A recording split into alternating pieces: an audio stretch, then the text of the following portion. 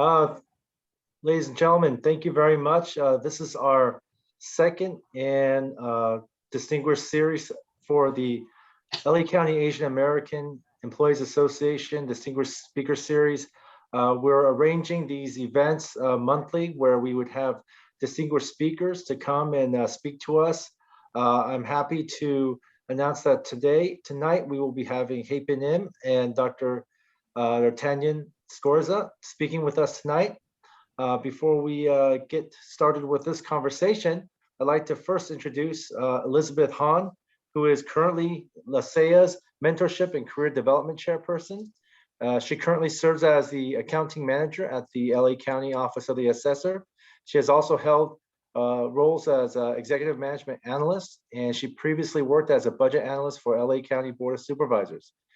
With 6 previous years of experience in operations at the LA County Department of Public Social Services and 5 years at Wilshire State Bank. Elizabeth is on the advisory boards with LA County Economic Development Corporation, Center for Competitive Workforce Regional Program, Accounting, and for the Citrus College Business Department Accounting Program. Elizabeth has a rich cultural background and is fluent in Korean and Russian. She was born in Angelino to immigrant parents from South Korea, but raised in Kazakhstan. She enjoys camping and road trips with her husband and 3 kids. Her passion is to help others in reaching their potential and meeting the needs of the community. Ladies and gentlemen, I'd like to introduce Elizabeth Hahn. Hello, everyone. Good evening. Again, Elizabeth Hahn, and I am the Chair of Mentorship and Career Development Committee for AAEA. Please feel free to say hi in the chat and introduce yourselves, please, with your name and where you're from. And if you're a county employee, please mention your department. We would like to get to know you. And we love seeing our diverse group of humans here. A few housekeeping rules. This session is being recorded. Please be aware that the session will be available for others to watch at a later time. Please have all mics on mute throughout the presentation, except for our speakers. And there will be a Q&A session later. You'll be asked to type in your questions in the chat or politely raise your hands and ask your questions again in the chat. Welcome to the Los Angeles County Asian American Employees Association's second Distinguished Speaker Series event with our outstanding speakers tonight, both who might be the busiest 2 people right now in LA County. It's just amazing. Look, they're both laughing. It's just amazing that we have both of you here with us tonight, who I have the honor of introducing. And I will start with Dr. Scorza. I will spare in trying to pronounce your name correctly, sir. Correctly serves as the Executive Director of Racial Equity for LA County, where he is tasked with eliminating structural racism while also promoting efforts to deepen the county's actions on diversity, equity, and inclusion, as well as leading the Anti-Racism, Diversity, and Inclusion Initiative. Dr. Scorza's life's work is centered on building leaders who fight for equity in communities and schools. In his previous roles as the Executive Director of Social Justice Learning Institute, a UC region, and the President of the Board of Education for the Inglewood Unified School District, he launched programs that help youth of color become social justice leaders and college graduates. He also helped pass policies that prioritize $160 million for student services across UC campuses, and secured $350 million to support school construction for K-12 schools. As a U.S. Navy Iraq War veteran and civic leader, he has received numerous awards and accolades, including being recognized as one of the 40 emerging civic leaders under 40 in 2018, and received the UCLA Region Graduate Achievement Award in 2016. Dr. Scorza has been quoted in multiple publications, such as the New York Times, LA Times, Huffington Post, Los Angeles Magazine, and several podcasts. Welcome, Dr. Scorza. We are excited to have you with us tonight and can't wait to hear from you. Thank you so much for having me. Please, it's your platform if you would like to share with us tonight. So again, Elizabeth, thank you so much. And I want to thank all of you tonight for the opportunity to join you and to be present here to talk about the work that's taking place in the county to help move us towards an anti-racist future and towards an anti-racist institution, as well as an anti-racist region. And so I'm really excited about the opportunity to be in dialogue with all of you. And I very much appreciate the invitation to be present with you all. I just want you all to know that, again, Elizabeth, thank you. By the way, I just have to say, I love camping too. So with my kids, we love going out. We are like, we just came back from like Lake Elsinore last weekend. I needed like a breather. So I'm right there with you and just wanted to share that with all of you as well. But listen, we're going to be here tonight. I'm going to talk a little bit about the work that we're doing and already share with you some of the data, hopefully frame it. But I just want you to know that when we get to Q&A, I'm really interested in hearing from all of you, right? I've now been here in the county for a number of months, but this is an opportunity for me to learn from all of you as well. And I want you to know that I bring with me a desire to really deepen my understanding of the needs that you all express, but to also lift up the work that we're trying to do and aiming to do and really, frankly, focused on at this time. But also wanting that work to be informed by your leadership and by your voice as well. So I am, I was born here in South Los Angeles, and I was born growing up. I was actually born at Martin Luther King Jr. Hospital before it was the new center here in Watts, and grew up with my family, both in Watts, but also in Inglewood, and found myself making my way to UCLA, having graduated from Morningside High School in Inglewood. And it was really in 2001 when I traveled to South Africa that I began to understand how the conditions that I experienced as a child growing up with my father, who was incarcerated, and my mom, who struggled to make ends meet, what it meant to be at some point in my life homeless, what it meant to be sort of living with different family members, what it meant to be having been evicted at some point, and understanding those conditions, remembering those conditions. When I got to South Africa, I really began to see the world from a different perspective. Being able to see how challenging not only apartheid was for so many South Africans, but recognizing that even though I grew up in the conditions I grew up here in the States, that I had a number of opportunities that was incumbent upon me to take advantage of. But those opportunities were not always clear, but there are always barriers in some ways to pursuing those opportunities. And so when I came back to the States after traveling in South Africa, I decided to, I was actually staying on the East Coast with a friend. I was staying in New York, and I saw the smoke come down from the towers on September 11, 2001.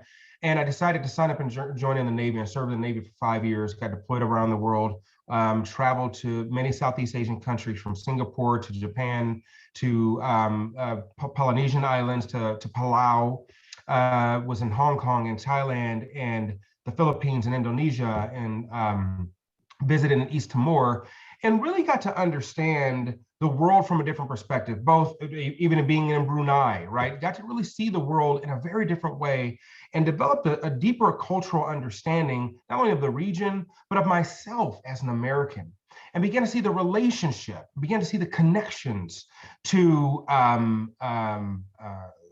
people in multiple countries around the world, from Australia to the Federated States of Micronesia, to places in Europe as well, and began to really just ground myself in this broader sense of our humanity and recognize that we're ultimately all just working to live a better life, right? They were all trying to live out a self-determined existence and self-determined life. But one of the things that became abundantly clear to me, not only as I traveled around the world in Southeast Asia, but in Europe, and even I was deployed to Iraq. I was on ground in Baghdad, so I visited Kuwait and Qatar and Bahrain, in Iraq, and sort of Germany, just getting there, right? Italy as well. Having been around the world, I came to see that no matter where we went, there were disparities everywhere.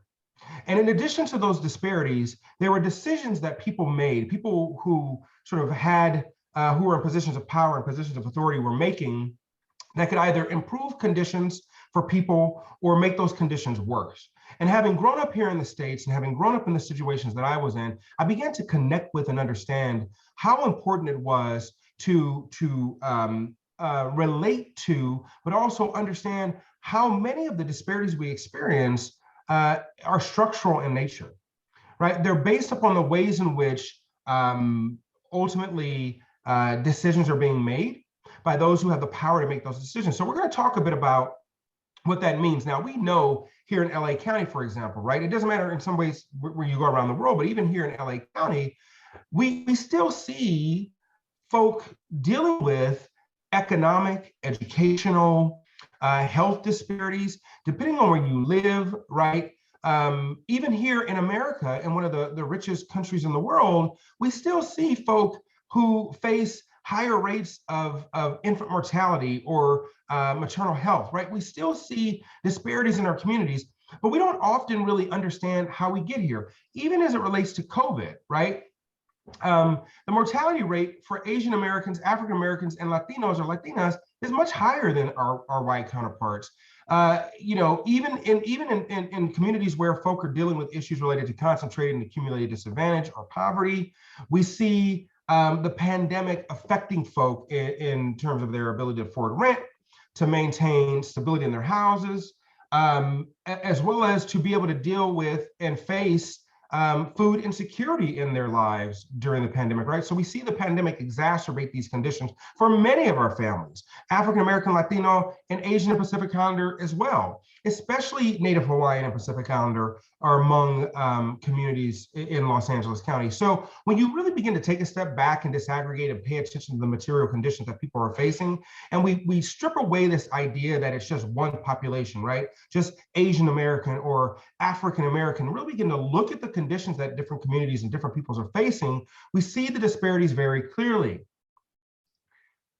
Now, you know, in traveling around the world, we each have our own histories, but here in the States, what I came to understand, especially having traveled to South Africa and even landing in East Timor, right, I came to see how different societies have perpetuated these inequities over time. And when you think about that here in the States, in the US, slavery, right? We talk about that. I don't often like to bring it up just sort of by itself, but if you understand how slavery served as a tool to empower one group of people economically and disempower or essentially enslave another group of people for the benefit of another group, for that group who was empowered economically, right? Then you can begin to understand what the remnants of those institutions look like in our society. Not only were African Americans in our society exploited for their labor, but Chinese Americans were exploited for their labor, right, throughout multiple states in our country.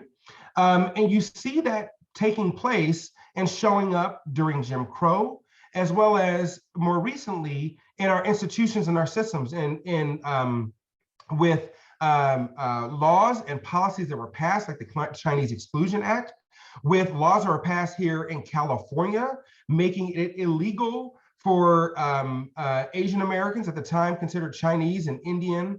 There were also in the history books called Mongolian, right? All these people were excluded and disallowed from testifying against white Americans whenever there was a violent crime that took place, right? So we see the history of these policies and these laws still affecting us today, in that these practices played out in such that we now sort of see them rearing their ugly head, right? We see, you know, people turning a blind eye when a Chinese man is kicked in the head. We see, you know, if you saw the security guard in New York who closed the door as that man was beat in front of the building, right? Like, not only do we see these things happening today, but we continue to see them happen over time in multiple communities of color. And we still live with the effects of what we call a structural racism, which is the ways in which institutions, both public and private,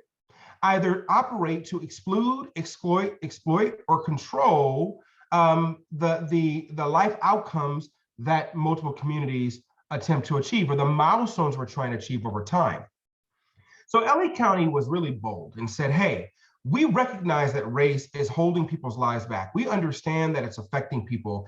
And we believe this is a matter of public health, and it's risen to crisis proportions, especially for African Americans, and we must do something about it.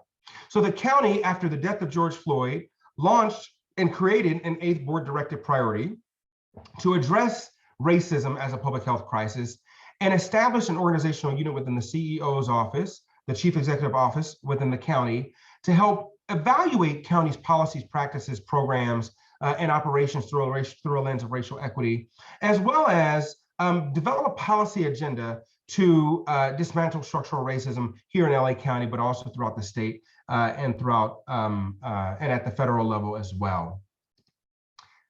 In addition to that, one of the things that the county has begun to do is recognize its role in either perpetuating or sort of allowing racism to occur, right? Either through our action or inaction. And by recognizing our role in racism, we're able to commit to changing those systems. And so that's what the Board of Supervisors did. They didn't say, hey, let's just pay lip service to this. If you actually read the motion says America never fully dealt with the history of its colonization, right? Of its original colonizers, of its original sins of slavery.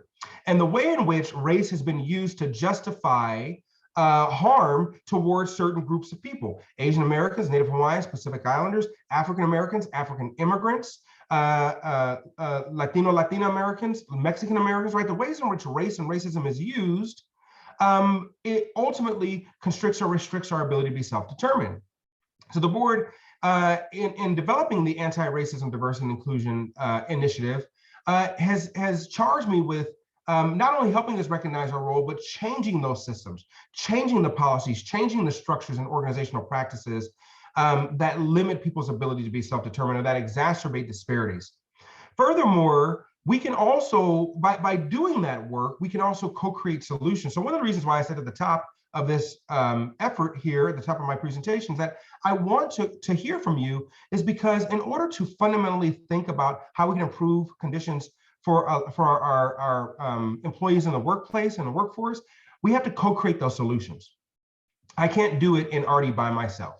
We have to do it together. I have to be able to listen to you. You have to inform what we're doing. We just had a listening session last week to help create recommendations. I'm working on the report back now. And I can tell you that it's so interesting. When I was listening to the recommendations that were provided in our recent community listening session to address hate and violence directed towards Asian American, Native Hawaiian, and Pacific Islander families and communities, there were so many recommendations that came up that I thought, oh my God, if we had not had this listening session, we would not be getting this right now as a county. Right? We would not be getting this right. That listening session and the other multiple forms of the emails and the feedback that I've been receiving has really helped to shape how I am structuring my report to the board, as well as inform the recommendations that we're producing.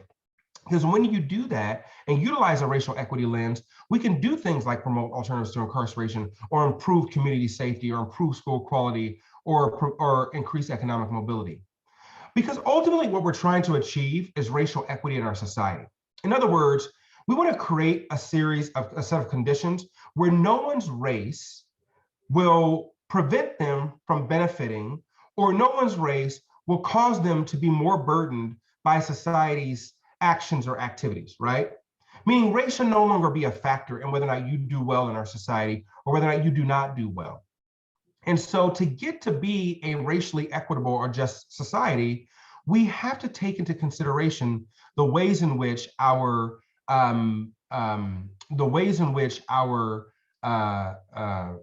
efforts, right, as an institution, bear out to affect people in their lives. So what are we doing in the Artie unit? We're developing a countywide racial equity strategic plan, and we're utilizing data to help assess and analyze where those disparities exist so that we can map county services by engaging community, understanding where the assets exist in our community, but also recognizing where there may be a gap in resources as well. We are going to create what's called an index of life course outcomes, meaning as a county, we need to come together and say, hey, look, I know we have multiple departments, but how do we come together across our departments to help facilitate change in our communities, i.e., or more specifically, we want to make sure that all children in our community have an opportunity to go to college. What do I need to do in the animal welfare department to ensure that happens? What do I need to do that in the Department of Social Services to make sure that happens? What do I need to do in Children and Family Services to make sure that happens, right? We need to think strategically, and setting those results, setting those outcomes that we're trying to achieve as a county will help drive the way in which we direct resources, as well as work with our departments to create these equity action plans or accountability tools to implement it. I want to acknowledge that the Board of Supervisors has stepped up and said, look, it's not just sufficient that we do this work in the county based upon what we already know we need to do. We need to think about what more we can do.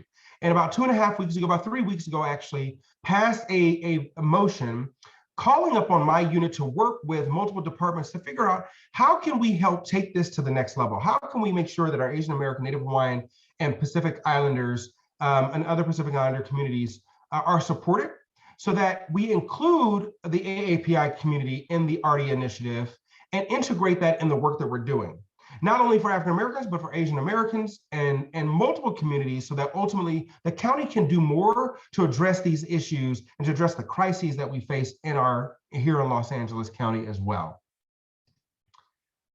One of the things that the work group has come up with thus far is to recognize the importance of gathering data, to disaggregate data, to talk about the needs of our communities based upon the needs that those communities have identified.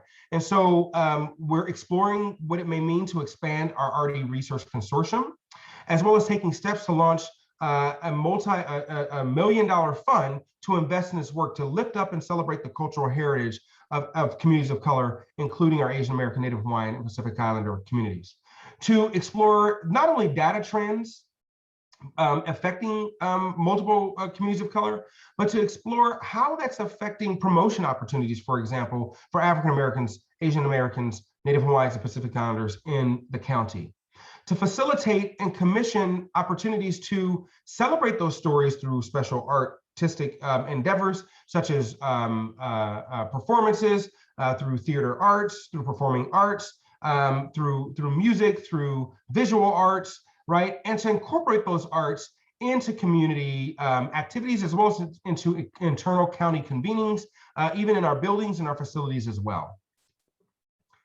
Furthermore, the work group is saying, hey, and drawing from community feedback, we're saying, hey, we need to strengthen our regional violence prevention coalition so that we can train people on bystander training and ensure that folk are not just standing by watching violence occur.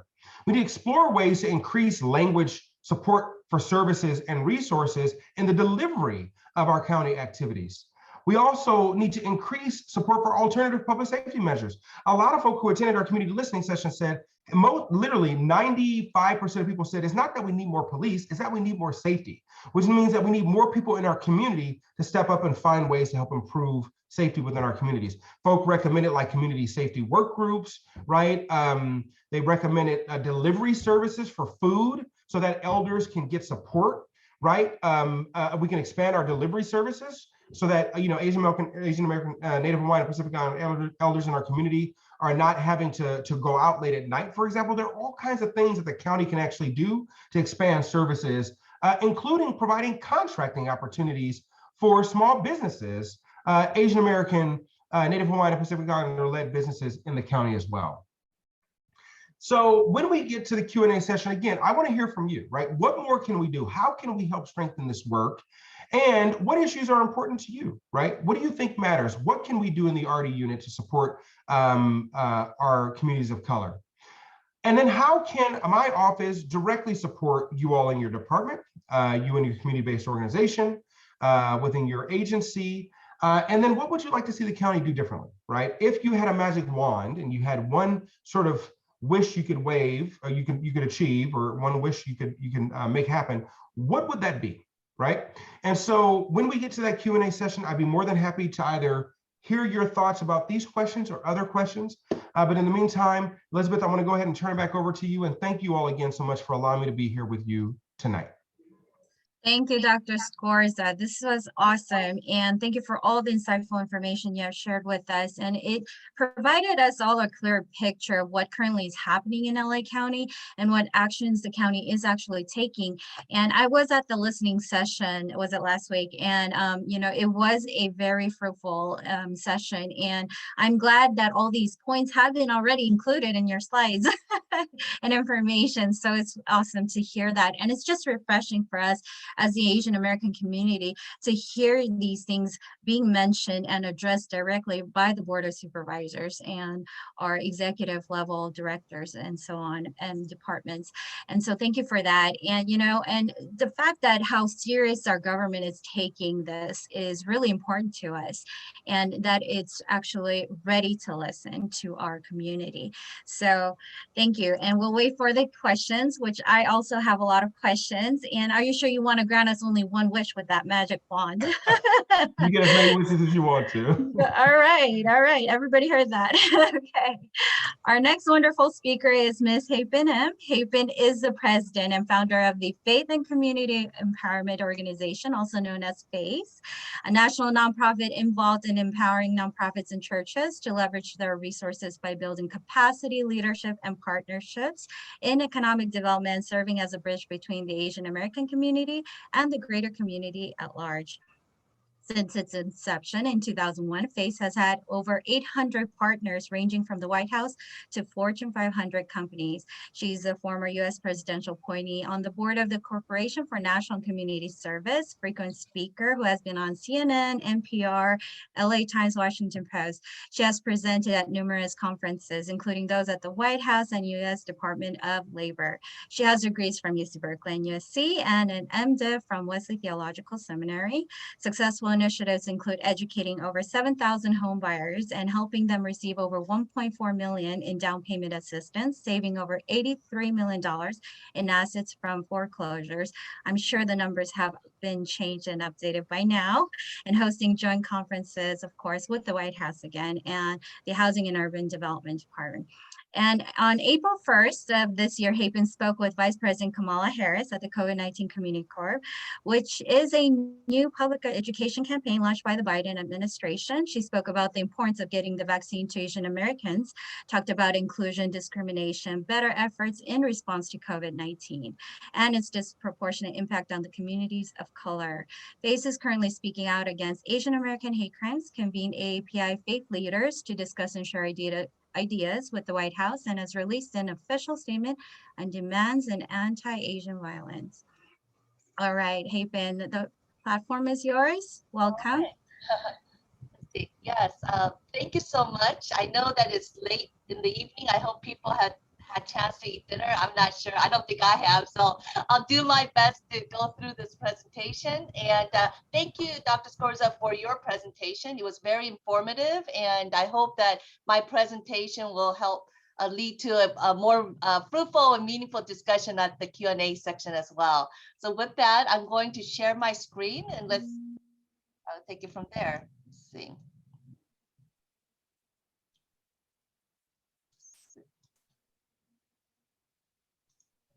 Can you see my screen? Does it work? Do you see it? Yes? Yes, we see it, but it's, can you maybe full screen, maybe zoom in on it a little bit? I will try my best here. Let's see. Oh, okay. How about now? Is it full screen? No, we see your desktop right now. You know what? I'm going to move it over. Let's see.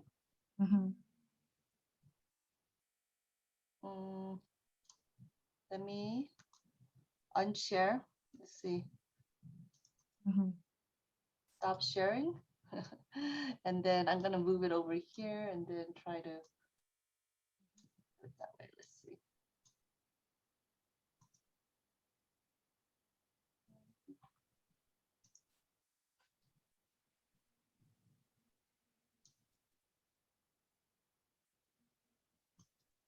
Did it work? Do you see my screen? Yes, we do. And I will make it full screen. All right. Yes, So, great. I want to speak today about stopping AAPI hate, and we're fighting two viruses. And part of that is the model minority myth that I think robs our community many times of solidarity with other communities of color, as well as robbing us of also resources that could help advance our community. And so I do have to say that in terms of just a background of my organization, my parents were in ministry, and they preached the gospel, you know, and taught Bible study and everything else. But because the need in our congregation was so great, they ended up really becoming unpaid social workers. And for what they did have, they did pretty good. But I always saw their struggle and desire, could there be a better way? And I grew up and I got to know a very prominent African-American church here called First AME.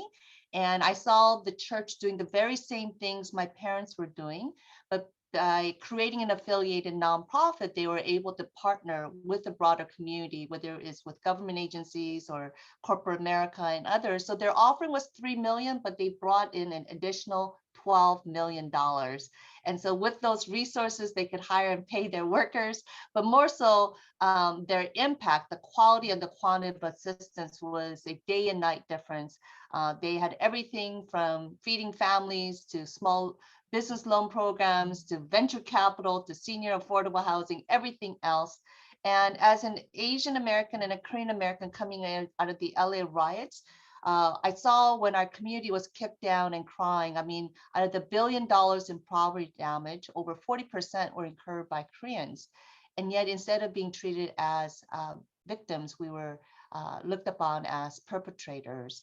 And so for me, you know, when we were kicked out and crying, the question of why weren't there others to cry with us was a question for me. And through this model of partnership, I saw a model of mutuality. These stakeholders now had a vested interest in the church's success, and a lot of the work of the church in rooms and places where usually communities of color are not mentioned or God are mentioned. And so in that way, I saw the church's reputation grow and be invited to the decision-making room. And I think for many Asian Americans, I find myself a lot of times as the one person, the one Asian person that's invited into these rooms. And a lot of times, most times, we are missing on stage, on the PowerPoints, as well as in the talking points. And so in many ways, I think others have formed a narrative of who we are versus as Asian Americans forming our own narrative of who we are, defining for ourselves and creating those opportunities. And so long story short, in 2001, with a lot of miracles, our organization has formed, and we've had over 800 partners from White House to Fortune 500. And as through the church of First AME, I learned not to be shy about who I am as an Asian American or as a Christian, but be able to set a table where others, whether different ethnicities, whether it's government officials, corporate America, to different religious groups, to be able to set a table which they seek to sit and be part of. And I think that is a lesson that we should be learning and growing as Asian Americans in this current space. And I have to say, you know, when God called me to ministry, I thought that was like the last thing I wanted to do, but I obeyed, and lo and behold, God took me all the way to the White House. And you see in this space with President Obama and then Vice President Biden, I was one of 8 faith leaders invited to the room, and the only female religious leader. And at this time, we were talking and advocating around immigration reform. And as Liz mentioned, recently, I was invited to be part of a press conference with Vice President Kamala Harris as one of 5 national leaders to talk about, again, COVID-19, but also an opportunity to advocate for the Asian American community in addition to the religious community. Just want to highlight that in the past, one of our biggest grants, we won a $5 million grant to work on youth workforce. And particularly, we highlight the fact that at the time that all youth delinquencies had decreased in the previous 20 years, except for one group, and it was the Asian youth. And so we were able to receive this grant to be an advocate and to train and help youth be able to pursue their future. And here are just a whole bunch of other initiatives that we have run over the years. And I want to highlight 2 programs. One is our home ownership down payment assistance program. ABC covered us recently, a 22-year-old Kane Rivera with only $35,000 income. But we were able to connect him with over $115,000 of down payment assistance. And he only paid $2,900 of his personal money to buy this home. He said his mortgage was lower than his rent. So if anyone is interested, I want to bring this out, and you'll see later on why we started in the homeownership space, that contrary again to the model minority myth, so many Asians are suffering, and homeownership is a part of American dream, and we want to help connect them to those places. I think another program that I want to highlight is our C2, or Church and Community Leadership Institute. As you know, it was like part of my parents' story that really church leaders serve as first responders. And I think whether it's in communities of color or immigrant communities, that they are the first that for them to go to, right? I think because it's someone they trust, they're accessible, and I think it's because they're free. But I went to seminary. Many people are not trained in some of the basic nonprofit leader, executive director skills, such as fundraising, advocacy, government relations, media relations. So this program literally downloads all that with the relationships, and it is a very tangible outcome and so critical. I think when we're talking about racial equity, the vast majority don't have that voice, but it's really, again, that they access resources through their faith community. But unfortunately for these faith leaders, a lot of times they're not equipped. And so if we could invest in those in capacity building for faith leaders, I think it will go a long ways, including for the Asian community, to achieve racial equity. I'm now going to go highlight, first of all, regarding the growing hate crimes, the COVID-19 impact on the Asian community.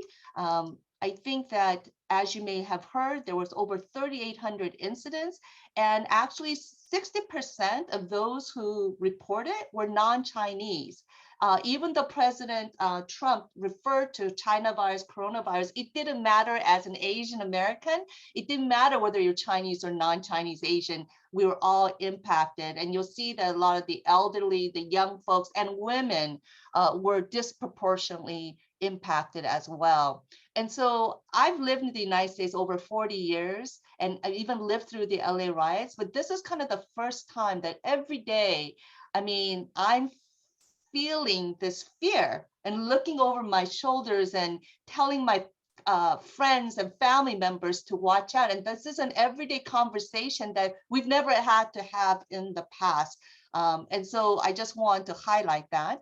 And you'll see that throughout the US, there's over 150% increase, 200% increase actually in LA County, and over 800% in New York City. And so I think that, you know, words matter, and there has been definite hike and proof that when Trump started to insist about the term Chinese virus, that there was definitely a spike in these numbers of anti-Asian hates. For the sake of time, I will bypass this. But I want to say another area of injustice is that, you know, this gentleman, Ron Liao, who was 84 years old, was one of the earlier individuals that got hurt. I mean, literally this guy's sidekick, and he had brain swelling, broken collarbone, skull fracture, you know, a likely brain damage. And now he's living kind of in essence, imprisoned in his own home. No one is locking him in there, but he is afraid to go out after this incident. And yet in contrast, the perpetrator, unbeknownst to the family, was reverted, directed into this mental health program. And the family did not know until their court visit in April of this year.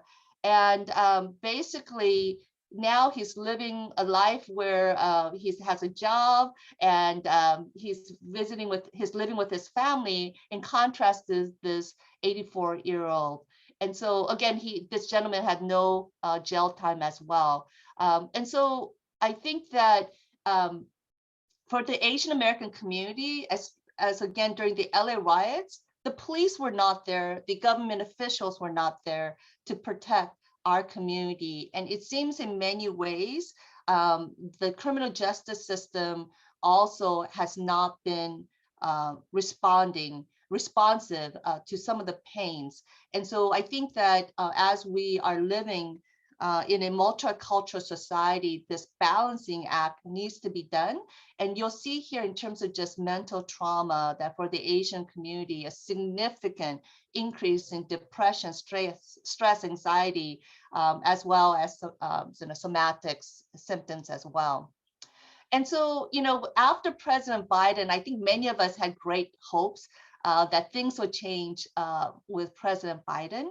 His promise of the dream of justice for all will be deferred no longer, and that his cabinet will represent the diversity of America. And, the Asian American community also plays such a significant role, as evidenced by many of the newspaper articles of putting President Biden in his office. And yet there has been no AAPI appointed at the cabinet secretary level out of 15 positions. I mean, President Obama had 3, President Bush had 2, even President Trump had 1. And to this day, this is the kind of the injustice that the Asian American community is experiencing. And you'll see in the next set of slides that really COVID-19 has had a disproportionate impact in terms of killing and sickening, as well as economic impact on the Asian community. And yet Susan Rice, who is President Biden's domestic policy person in charge of infusing equity, her quote says, look at the COVID crisis, which disproportionately sickened and killed Black and brown people who are the frontline workers, the essential workers. And there is this blatant omission of the AAPI community. So I'm just going to go here first, the economic impact. Over 230,000 business closures in the early months of the pandemic. I have yet to see what the new updated numbers are, but just in the Chinatown Flushing area, there was 96% drop in consumer spending. And I know that business here, even in the LA community, even Korean businesses were seriously impacted because people were afraid and they associated COVID-19 with Asians. And then you'll see here in the unemployment filings in New York, again, there's so few Asian data that we have to scrounge as Asian Americans, but you'll see that Asians had a 10,000% increase, right, of filing of unemployment. And then the next group, you'll see Latino and white was about 3,000. At the time, African American Black was about 2,000%. And even as recent as January of this year, Asians still had the highest increase in unemployment with over 500%. The largest of any group. And then in terms of just, again, I talked about businesses, Asians actually have a very significant high rates of business ownership, but usually many are small businesses, including like dry cleaning. Over 40% of the dry cleaners in the US are owned by Asians. And 1 out of 6 have closed or gone bankrupt. And 90% of the owners aren't taking a paycheck, and 50% are paying employees out of their own savings, right? But I'm just talking about one area. There are so many for which we still have yet to gather the data. But you'll see, again, a lot of articles and policymakers talk about, ethnic neighborhoods. And you'll see here that Asian and Latino neighborhoods in LA County, the highest risk and high risk of retail and service workers are in our neighborhoods. So 57% for Latino, 40% for Asian, and then 24% for the Black community.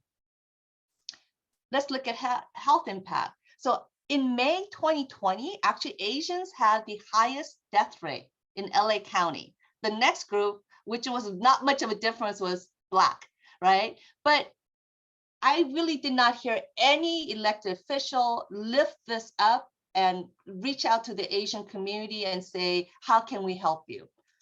And then here, just you'll see that Pacific Islanders actually suffered the highest infection rate of any group in LA County. But again, a lot of times when you aggregate the Asian data, some of our pain point continues to be left out. What happened here? Let's see. And then just nationally, this was of January through October of 2020. Actually, in terms of excess deaths of COVID-19, Asians were the second highest at almost 37%, following the Hispanic community. But again, who shares these data points?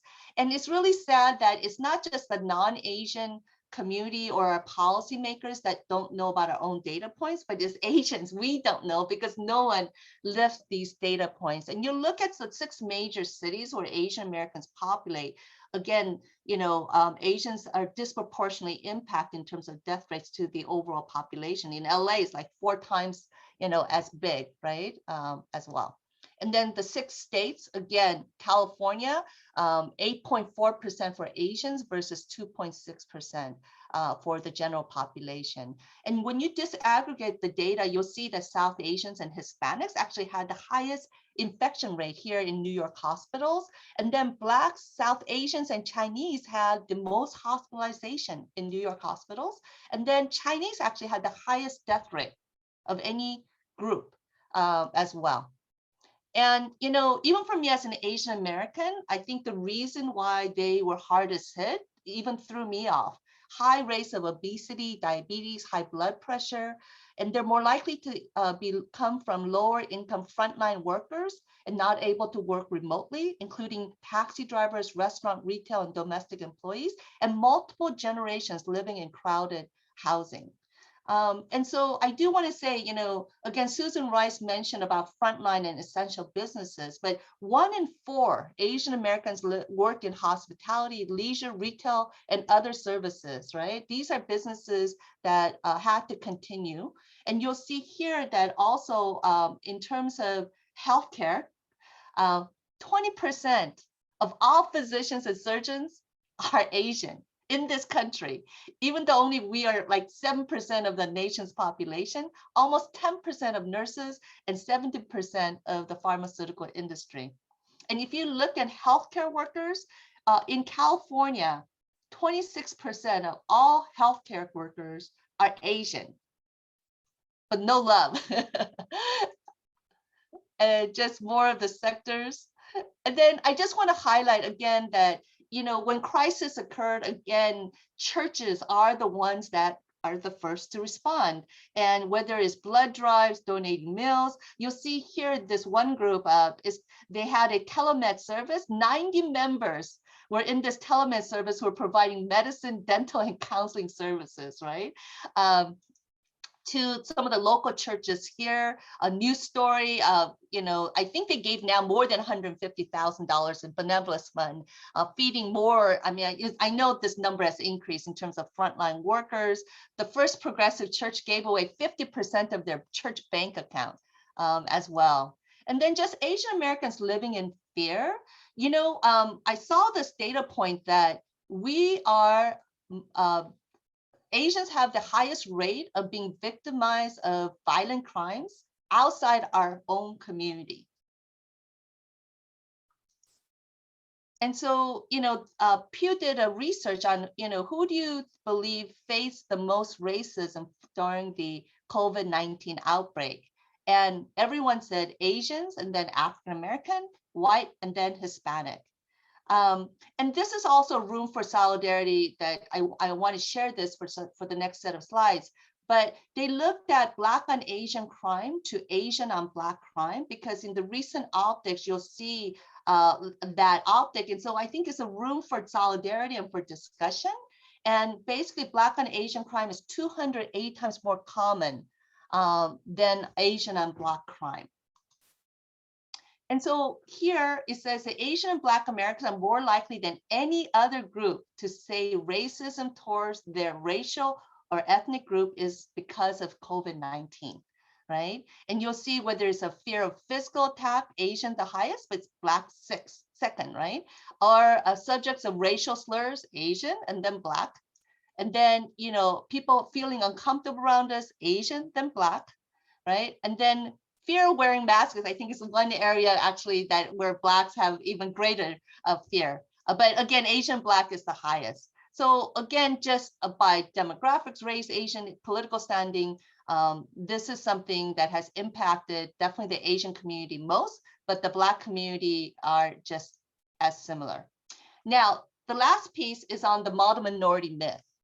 I think everyone says education is key to getting out of poverty and success in America. And I think for the most part, we agree. And Asian parents, they literally believe this.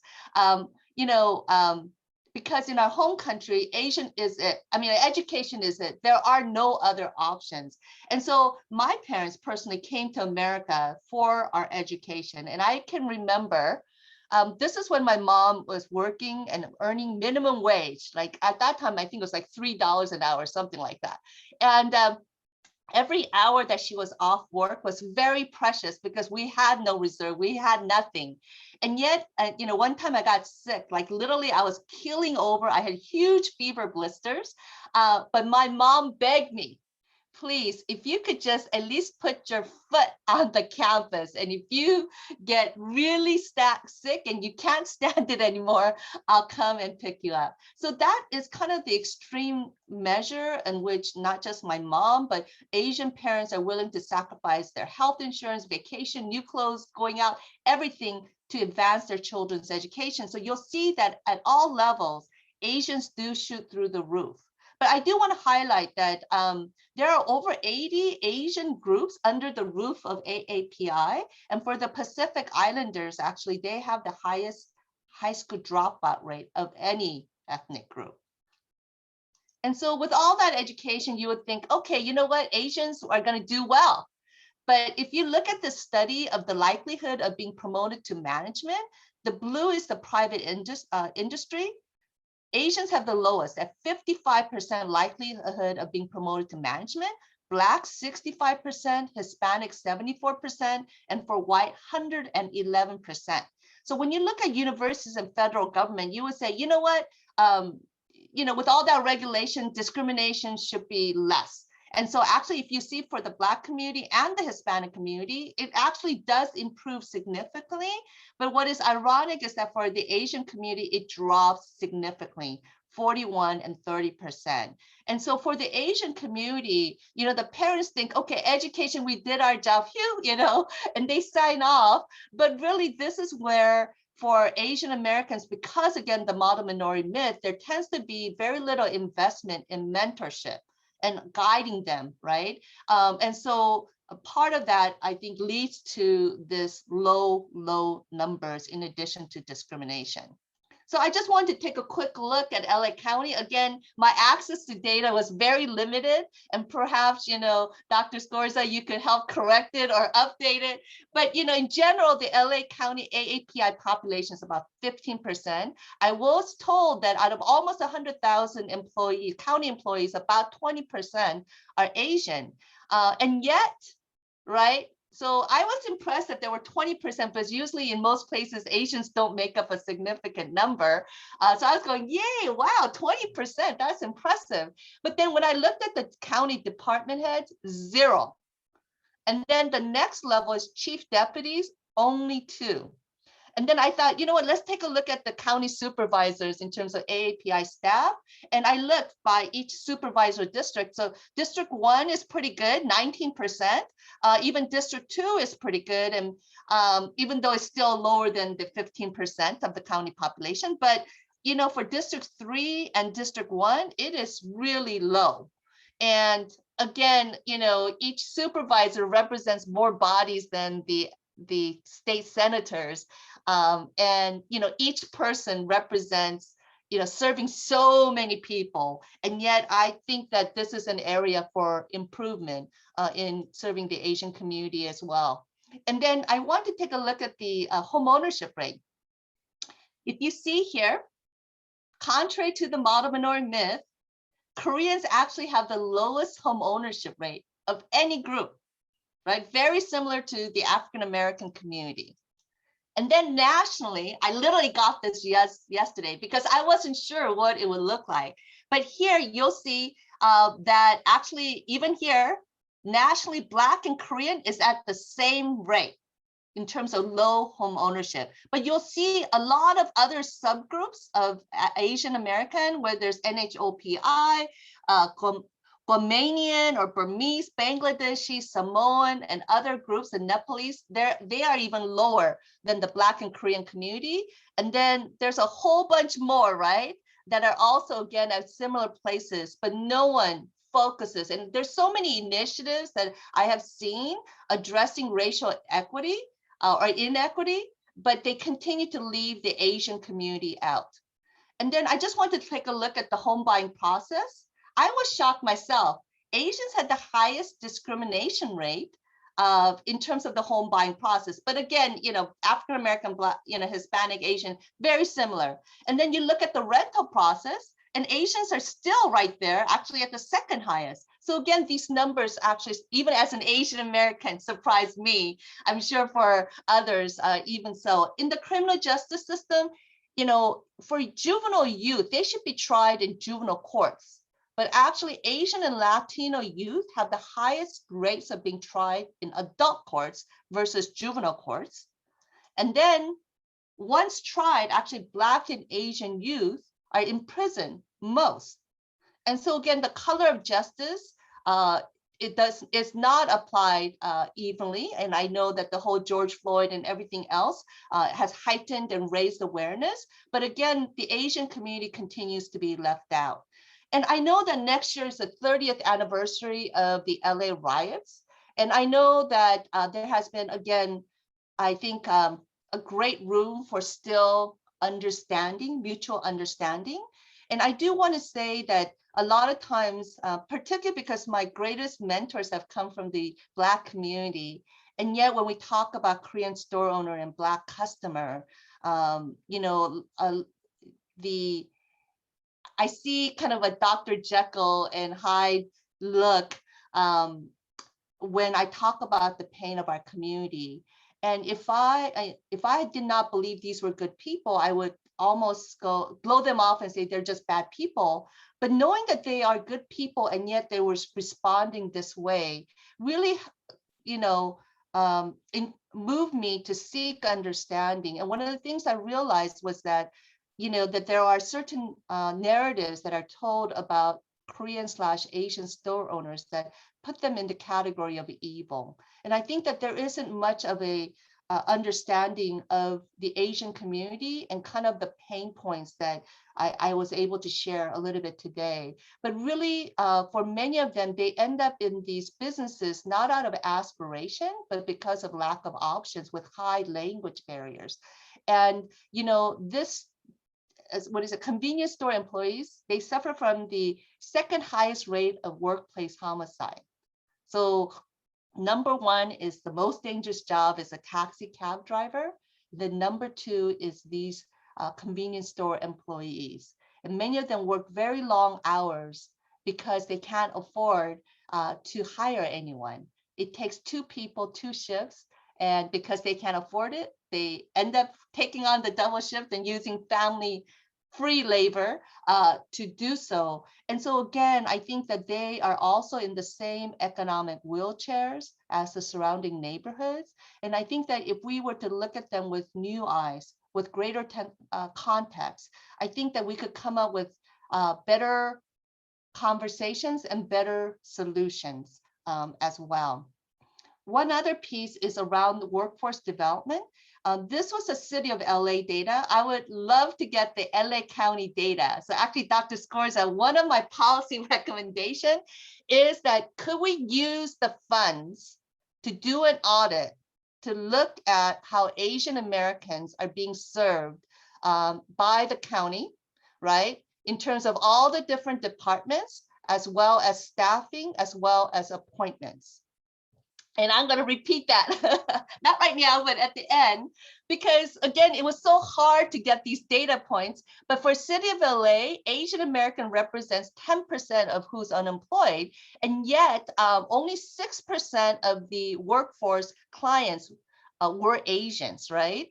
And the job placements was only 6%. And even that I question, because really when I go to the work source centers, none of the staff are Asian friendly. The documents are not Asian friendly. The outreach is not Asian friendly. And if you look at Asian youth, right? I think the city did a Hire LA program.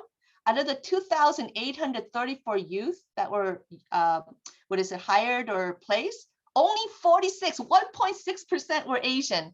And then 2014, almost 10,000, but 159, again, 1.6%. I feel like almost this number is made up because I can't believe it's 1.6% every year, right? But it's such a pathetically low number to the fact that Asians represent almost 15% of the city population. And so it raises a lot of questions for me. And then around immigration reform, again, it's associated with the Latino community only. But I know that even for African immigrants, this is dire for them. But for Asians, almost 10% of the 11 million undocumented are Asians. Over 40% of the family visa backlog are Asians. The 84% of the employer-based visa backlog are Asians. And in California, 40% of the Dreamers are AAPI, and over 250,000 AAPIs have been deported. A lot of them, they would serve their term, and they would say, oh, I'm a free person, and then ICE would come after them to detain and to remove them.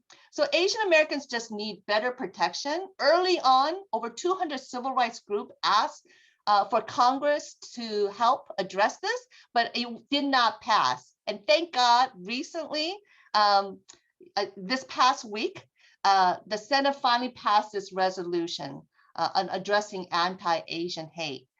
But really, I am more hopeful with the LA County's version of this anti-Asian efforts, because it's not just about anti-Asian hate. It's really about policy that impacts all aspects of our life. And recently we had gotten together with Black clergy and Asian clergy. I shared some of these points that I shared today, and I asked them, when was it the first time that you realized that the model minority myth was a myth? And when was their first experience of experiencing solidarity? And again, these leaders are prominent national, global leaders. And they mentioned to me that that moment was the moment that they realized that the model minority was a myth. And then this pastor, I had actually met her at President Obama's White House Easter prayer breakfast, where there was only about 80 to 100 of us. And she said that her only experience with Asians until that point was with Asian businesses, and it wasn't positive. And she said she literally was shocked when me, as an Asian American woman with a smile, came up to her to say hello. And the other Black clergy leader also said, you know what, I've had similar experiences, and it's just that, we just don't know you. We just don't know your stories and your pain. And really that leads to indifference. That could lead to hate as well.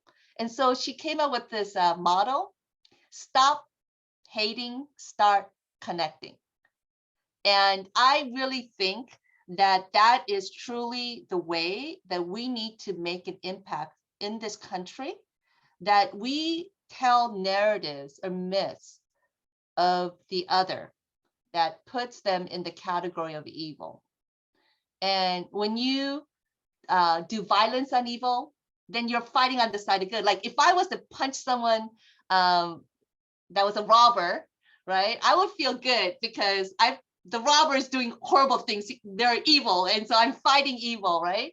And I think in some ways, just as I went over today, some of the narratives that are opposite of the model minority image of Asians, that we are hurting, we are suffering.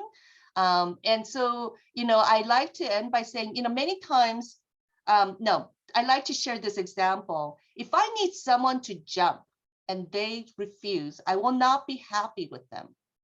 But once I learn that they're in a wheelchair, something will shift inside of me. And it still does not take away my need for them to jump. But because I know that they're in a wheelchair, my conversation with them will change. I'm not going to yell at them because that's stupid and it's a waste of time. And my approach to my need for that solution will change drastically. Again, yelling at them is futile. Maybe I'll throw them over my shoulder and jump together. Maybe I'll build a ramp. Maybe I'll put some springboards, put a seatbelt so that they could jump. But yelling will not do so. And I think particularly around this anti-Asian hate, yes, there's a white supremacy, and that is valid because they've set up the game board for us. But on a day-to-day interaction, it's really a lot of times minority on minority. And if we could, again, start looking at the whole truth and look at the context, the full context, and not just maybe single narratives, right? The single story. There's a TED conversation about the danger of a single story. That I think that if we could start addressing those myths, it could go a long ways of really helping to build solidarity amongst various communities of color, including, I would say, the Caucasian community, but also, again, help to build bridges of understanding. And definitely it would help with the anti-Asian hate. So I'm going to conclude here. I could go on and on, but it's late. I'm sure people want to go home too. This is my contact information. And on our website, you'll see some of my PowerPoints that I shared today, as well as an article on the continued Asian American mission in the national conversation. So thank you. Thank you, Hyepin. That was awesome. And, that was very relevant and important data that you shared with us tonight. And I'm still amazed at how inadequate or not easily obtainable the data is for our community, and specifically relating to Asian American population and in LA County in general.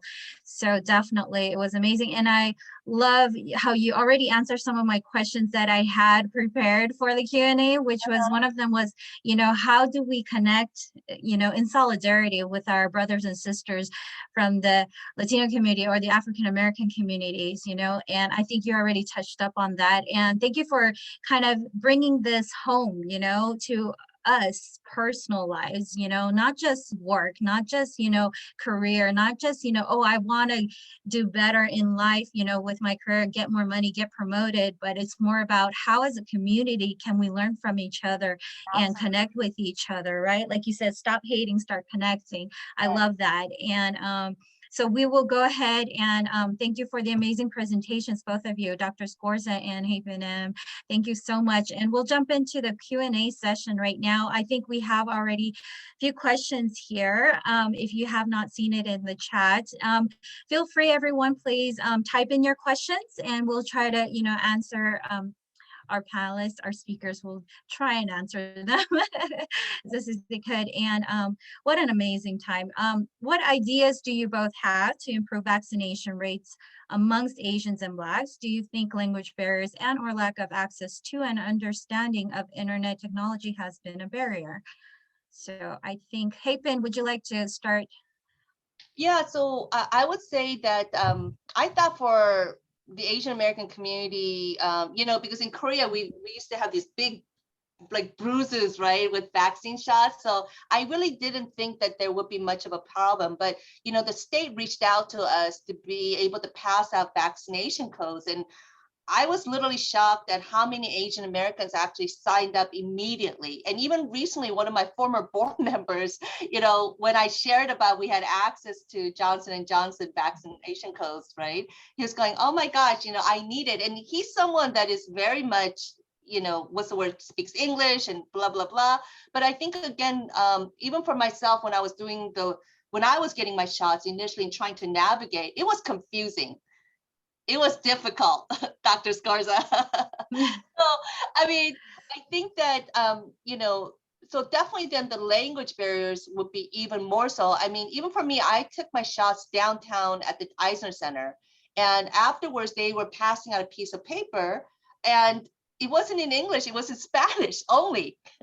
And I'm thinking, for me, at least as an English speaking individual, I could still figure out how to navigate. But I was thinking, what about for, limited English speakers, the things on the ground, there was definitely a disconnect. One of my former board members also said that he went to help his mom. And there was a lot of forms that were not in their languages. And so literally he ended up being a volunteer translator. And so those are a lot of the disconnects and then another board member, I have a lot of board members, members, was trying to help seniors, but there was lack of clarity, whether it was a walk-in or if it was drive-in, and many of the seniors would have had to take buses to the site, and maybe to discover that it wasn't going to be friendly to them, whether it was translation or maybe even that they didn't have a car. So I think that definitely those are all things that I think is important. Today, I got another email from the governor's office for a vaccination site in Santa Ana, but the flyer was only in Spanish and English. And so the fact that I have to advocate, and say, could I get and I'm doubtful that I'm even going to get that translation, I think really hurts our communities. I also get on my phone alerts on vaccination from the city of LA, again, only in English and Spanish, but not in any of the Asian languages, where again, there is such a high barrier for our community. Yeah, I think that's right. And thank you. Thank you so much for sharing that. I think not only are there language barriers, but there's also a lot of disinformation right out there about vaccinations, right? And I think part of that disinformation and the disinformation campaigns that have, part of the challenge with those disinformation campaigns is that they've taken hold. In addition to things like medical mistrust that have been historical issues for a lot of our communities, especially African-American communities who were experimented on in this society, Yes. there are a lot of people who were like, look, I'll just be candid with you. I have a cousin, I got my vaccination, both shots. I have a cousin who said to me, hey man, look, I don't want to come and get you sick. You got the vaccine, your immune system is compromised. And I was like, where did you get that from? Like, come on, man, we gotta get this together. And he said, he was, did his own research on the internet, right? Looked things up. And so I think in addition to our prior administration spouting off falsities about sort of solutions to the COVID pandemic, actually calling it a hoax, saying it's not a big deal, right? I think that sort of reinforced people's belief that this was not a problem. And so, aside from the fact that I have people in my family that have, caught COVID and have been sick, I think, if you don't feel close to it, or if you're young as well, you might not feel the effects of it in the same way or see it in the same way. So I think there are a lot of reasons why people in communities are having a really hard time.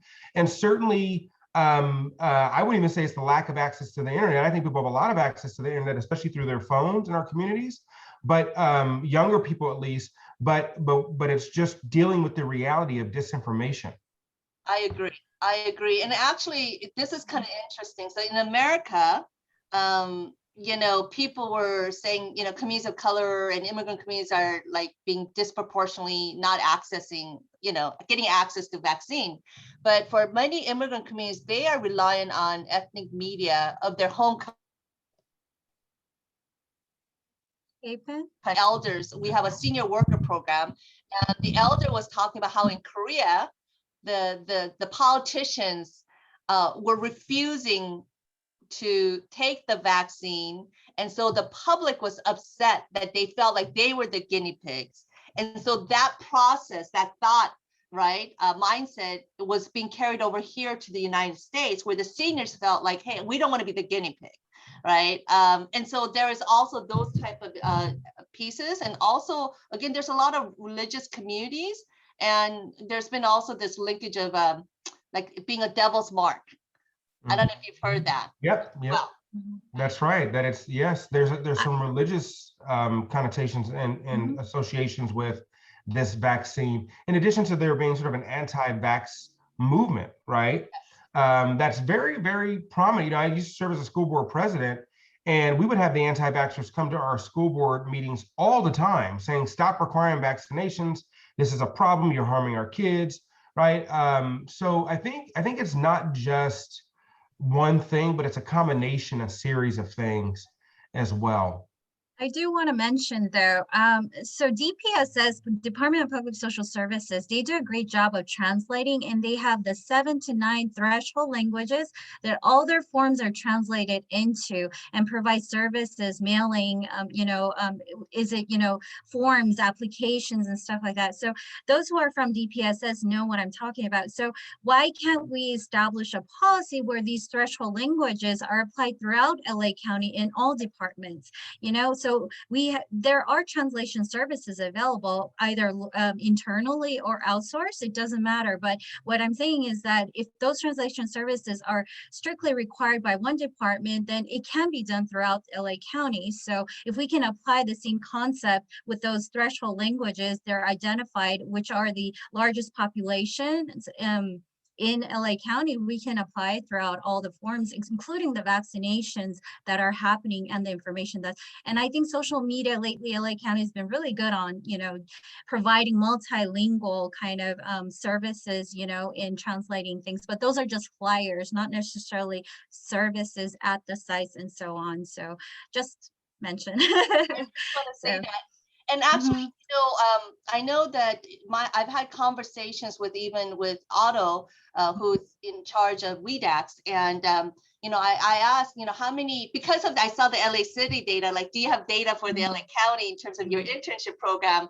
And he couldn't really answer, right? And anyway, I just recently saw literally an announcement about a program for reaching API youth. So it's like, hallelujah, this app is working. And actually today, PNC announced the $88 billion community benefits agreement. And our organization was one of 5 that was mentioned in terms of the listening sessions. But I advocate because they were announcing, I think at the time, a $41 billion racial equity initiative, but it again left out the Asian community.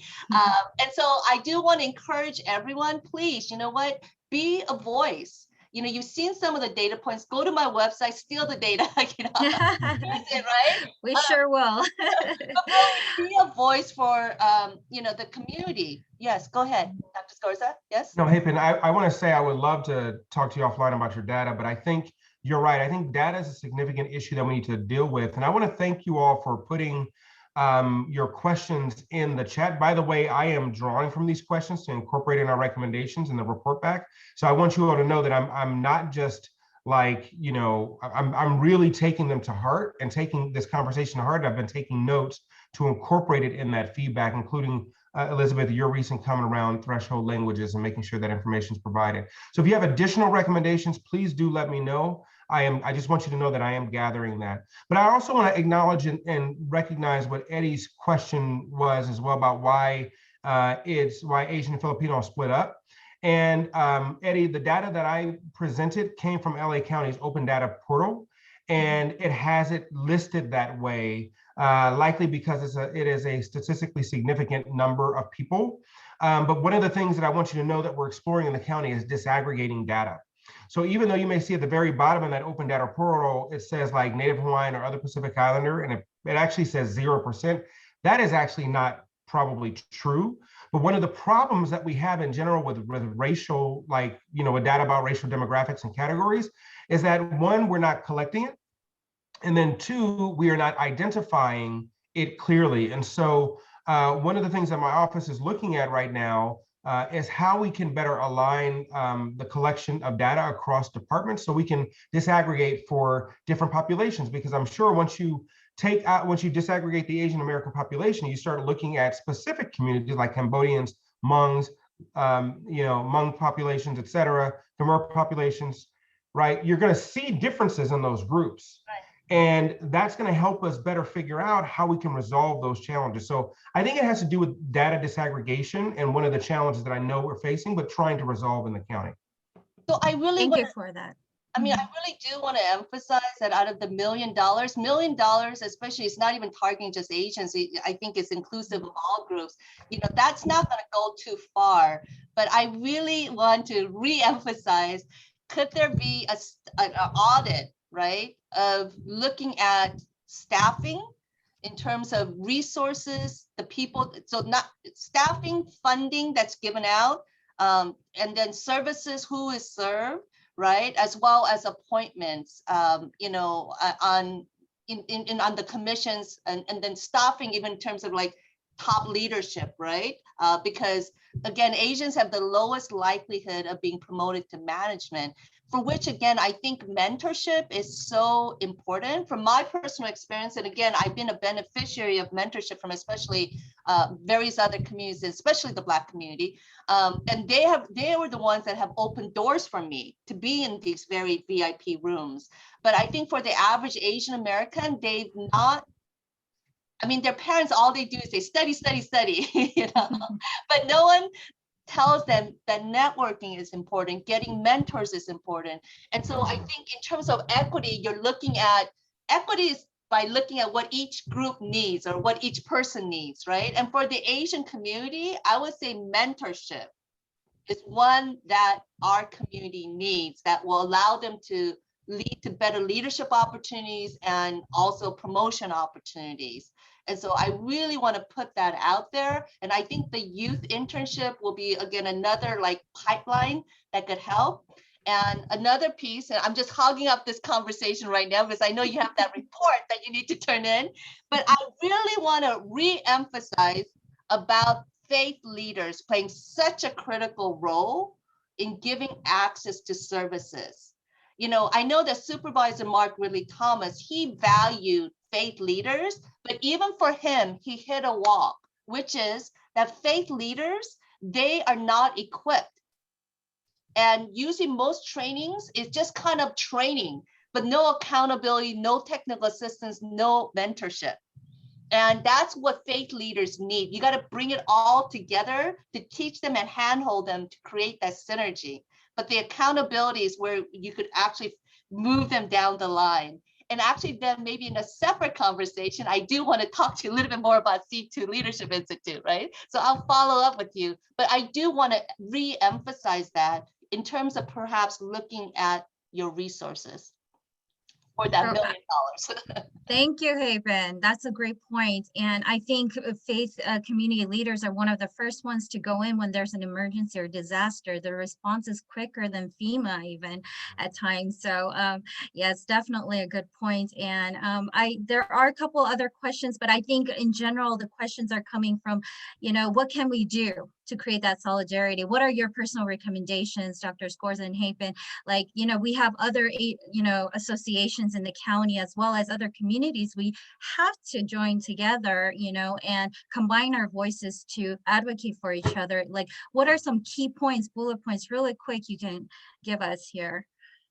I would say, Dr. Scorza, why don't you start? I've talked a lot. Go ahead. No worries. No, I really like where you were going, Hyepin, with this idea of bringing together faith leaders in the communities and just really tapping into some of our natural assets. Look, a lot of our communities come to the table with cultural assets and community cultural capital, right? And I think it's going to be a matter of tapping into and relying upon that cultural capital in order to generate both opportunities to engage, but also ways to shape and tell each other stories. So one of the things that the motion lifts up that I'm also very keen to support is the role that arts can play.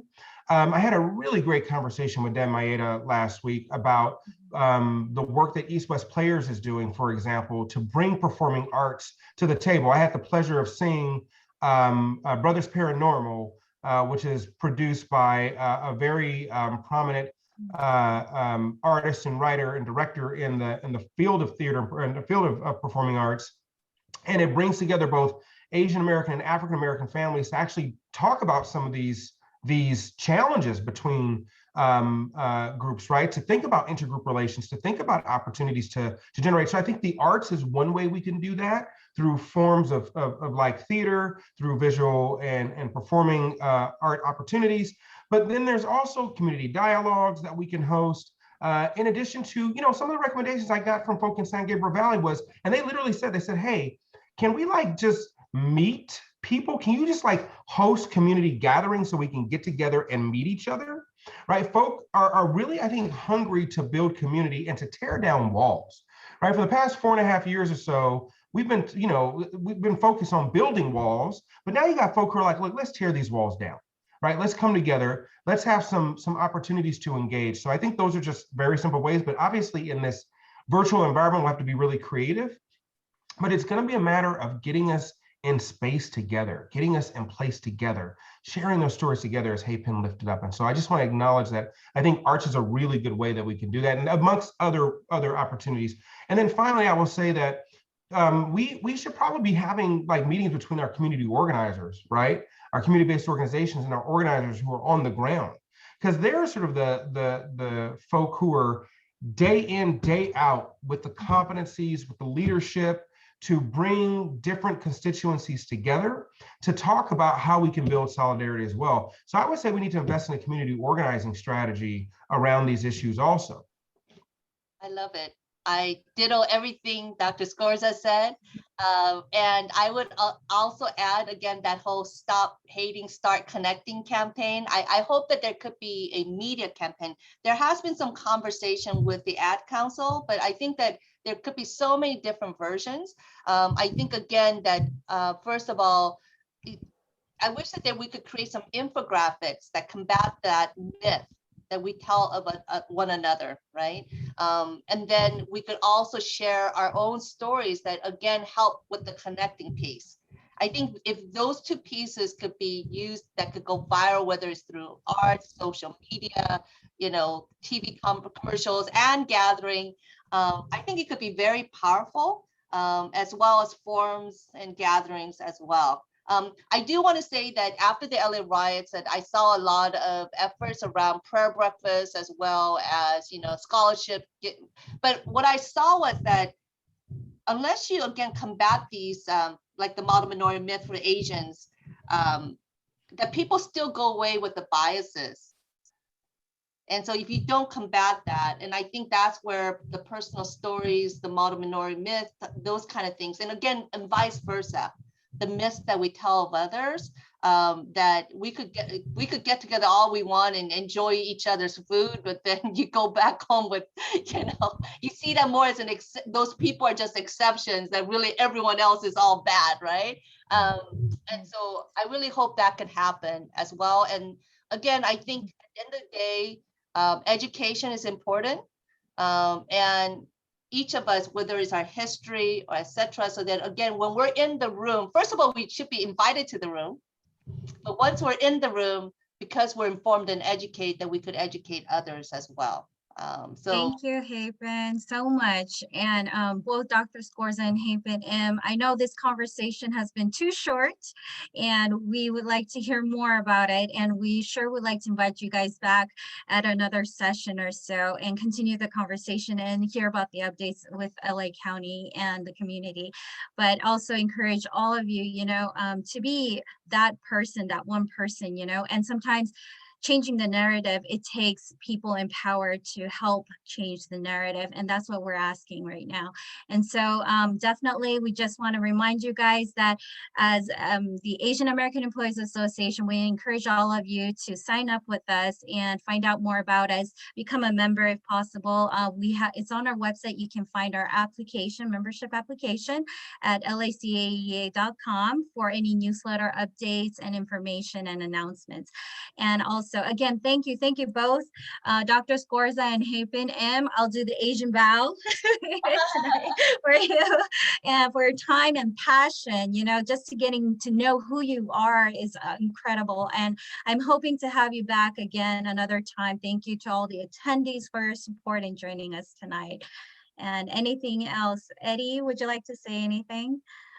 Yeah, I think what I'll just add now, I'll include in the chat that with my my email address. If anyone wants to, we do have our link, but if you have any other questions, if you want to reach out to our organization, whether you want to volunteer or just maybe there's another topic or speaker that you would like to hear about, hear from, I've included my email address in the chat. Just let me know, or if you find our website a little bit too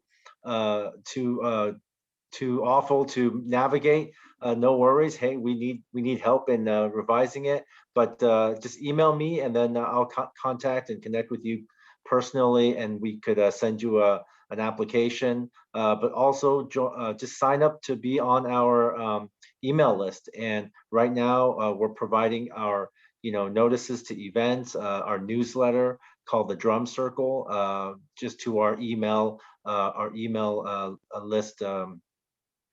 People who sign up to our email list. So those are some of the benefits and values, benefits that you get from the organization. And also, lastly, Dr. Scorza, if you're still on, I love the community organizing strategy, and I'll say that our organization, along with the LA County African American Employees Association, Delora is here from the organization, as well as the LA County Hispanic Managers, the Chicano Employees Association, as well as the Armenian Association. We're all been talking about this community organizing. And I think, I'd love to reach out to you as far as just tell us how we as county employees and volunteer organizations, what else, some ideas that we can move forward with in collaborating and working together and building these relationships. I know that, Delora and I, we've had conversations about just kind of a lot of different things, race relations and things like that. But I think, if there's something that you could create or you could be a part of with us, I think it'll be a great opportunity where we could create a program with and amongst county employees to really share in this conversation. Thank you, Eddie. And we will be wrapping it up. We're past the time, and like I say, we'd love to hear more. And definitely count me in. All right, we're all in. That's it. It's about we all together, not you, not me, but all together, us. Right? Thank you, everyone, again for your time and support and encouragement. This has been a very uplifting session for me, myself. Thank you again, and hope to see you all soon and joining in different efforts throughout the county and in the community. Have a good evening, everyone. Thank Good you. night. Night. Good night. Night.